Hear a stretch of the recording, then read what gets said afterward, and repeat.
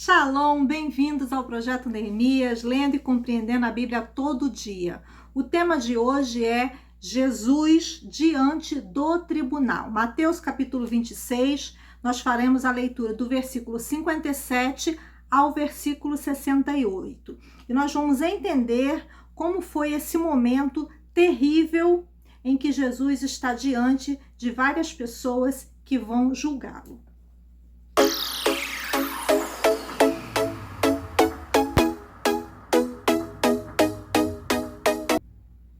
Leia comigo. Então, os que prenderam Jesus o conduziram à presença de Caifás, o sumo sacerdote, em cuja residência estavam reunidos os mestres da lei e os anciãos. Contudo, Pedro seguiu a Jesus de longe até o pátio do sumo sacerdote.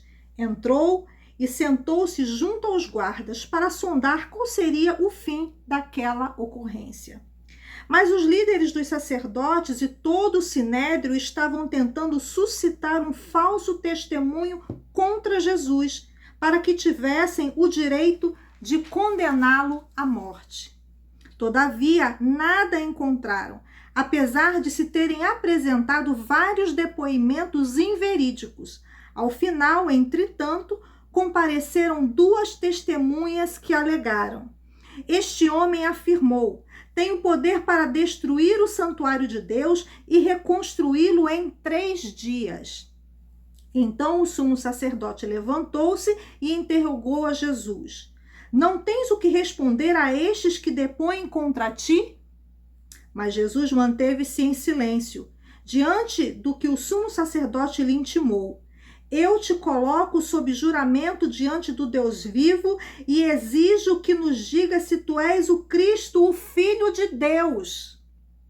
Tu mesmo o declaraste, afirmou Jesus. Contudo, eu revelo a todos vós: chegará o dia em que vereis o Filho do Homem assentado à direita do Todo-Poderoso, vindo sobre as nuvens do céu. Diante disso, o sumo sacerdote rasgou as suas vestes, denunciando: ele blasfemou! Por que necessitamos de outras testemunhas? Eis que acabais de ouvir tal blasfêmia. Que vos parece? Responderam eles: culpado e merecedor de morte é. Neste momento, alguns cuspiram em seu rosto e o esmurravam, enquanto outros lhe desferiam tapas, vociferando: profetiza-nos, pois, ó Cristo, quem é que te bateu? Bem, depois que Jesus é traído e preso, ele é levado para um julgamento que é totalmente injusto e ilícito perante as leis judaicas e perante até mesmo algumas leis romanas da época, ou contrariando as leis judaicas e romanas daquela época. E por que nós podemos fazer essa afirmação de que esse julgamento que está sendo feito agora com Jesus, ele não é um julgamento correto, certo, é injusto e é ilícito? Porque ele é considerado dessa maneira, especialmente pelo fato de ocorrer à noite e pela presença de falsas testemunhas e acusações forjadas. Por isso, não era um julgamento correto, adequado, lícito. Era tudo montado, era tudo encenado, era tudo combinado, porque a intenção era que Jesus não fosse absolvido e sim condenado. Essa era a intenção. Então, quando a gente lê todos esses versículos e mais alguns textos à frente, nós vamos ver que Jesus, primeiro, ele é levado diante de Anás, que é um ex-sumo sacerdote e sogro de Caifás, onde Jesus é colocado também diante dele. E também Jesus é levado para o Sinédrio, que é o Supremo Concílio dos Judeus, ou o Supremo Concílio Judaico. chamado de sinédrio, que é um tribunal. Então ele é apresentado diante de Anás, ele é apresentado diante de Caifás, que é o sacerdote em exercício. Depois ele vai ser levado para um julgamento romano e é colocado diante de Pilatos.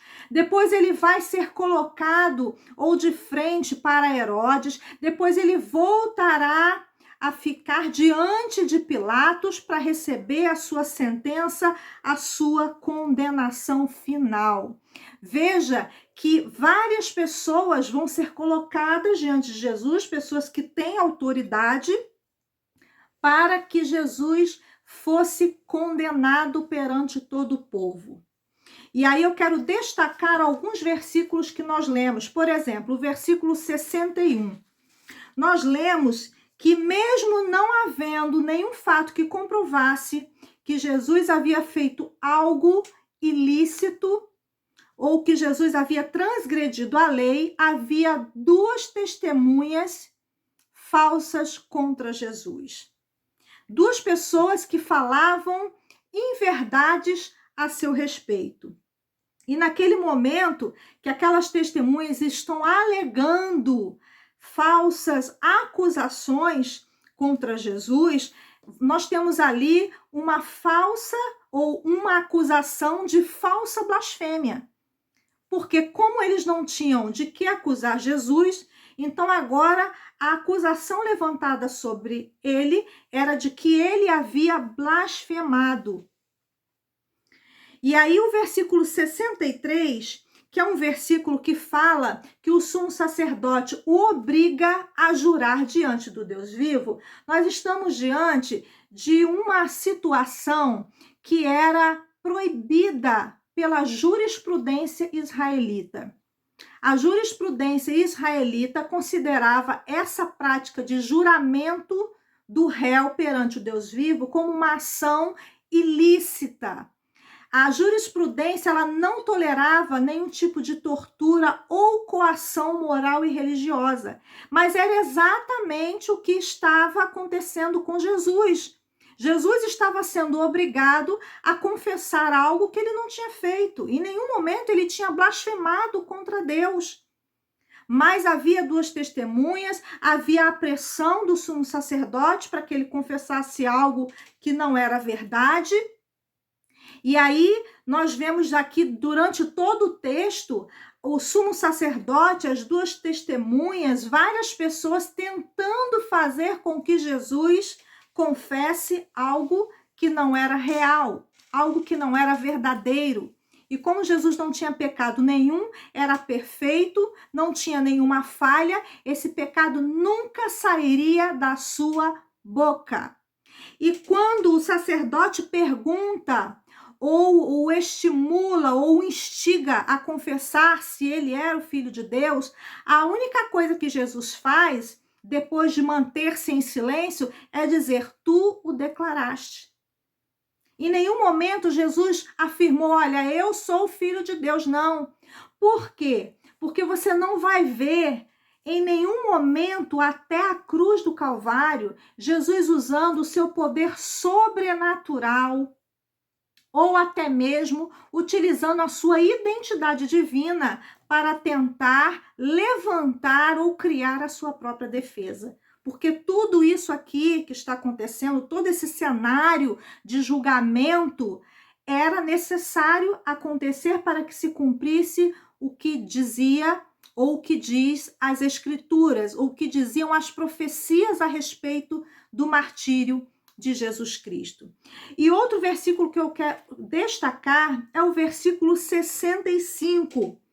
É nesse momento que quando Jesus fala para o sumo sacerdote, era tu declaraste, que esse sacerdote quase que grita, subentende-se isso para todo mundo, que Jesus blasfema.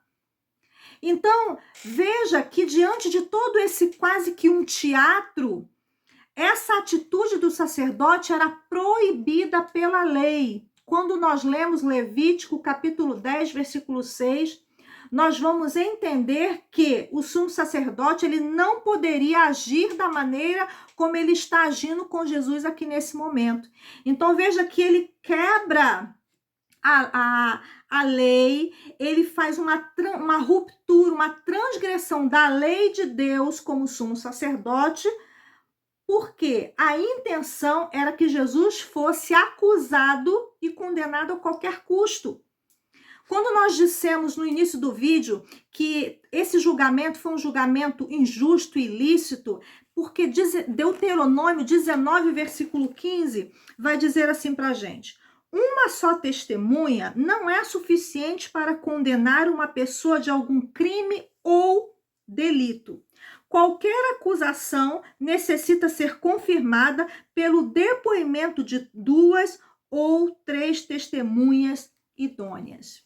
Veja que eles estão indo contra a própria lei mosaica para poder levantar uma acusação contra Jesus Cristo. Então, no ato extremo e público do sumo sacerdote de acusar a Jesus, o que esse sumo sacerdote ele faz? Ele rasga as vestes de Jesus.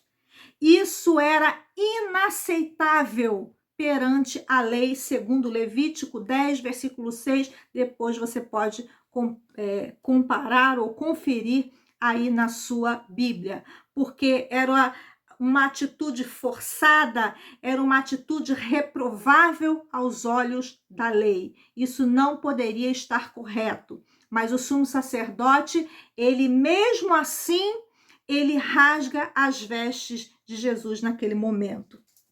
E o culpa, e afirma e reafirma que Jesus é um blasfemador. Versículo 68. Versículo 68, que é pequenininho, eles zombavam de Jesus: profetiza-nos, pois tu és o Cristo.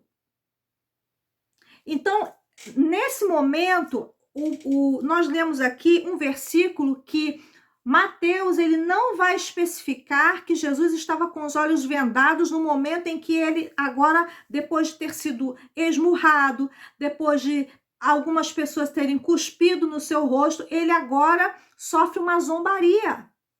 Ah, se você é Cristo, então você começa a profetizar. Se você é Cristo, quem é que te bateu? Então, o livro de Marcos, lá no Evangelho de Marcos, capítulo 14, versículo 65, Marcos ele vai escrever que Jesus tinha os seus olhos vendados. Por isso que eles dizem: quem é que te bateu? Porque Jesus não poderia saber quem o estava golpeando, porque ele estava com seus olhos vendados. Então veja que são acusações, suas vestes são rasgadas, ele tem aqui ações violentas, há uma agressão física, e nós estamos aqui diante de um julgamento de pessoas, de mestres da lei, de sumo sacerdote, de líderes religiosos. Eram pessoas de alta posição que estavam fazendo tudo isso com Jesus. Então veja que no próximo texto nós vamos ver o momento em que Pedro nega Jesus, porque Pedro está de longe olhando aquilo tudo. Pedro segue Jesus de longe, vai até o pátio, se senta entre os guardas para ver no que vai dar toda essa história. E aí, o próximo texto é exatamente o que nós leremos, a descrição que Mateus vai fazer do momento que Pedro, provavelmente por temor, vai negar a Jesus no meio de todo esse teatro de acusação contra Jesus.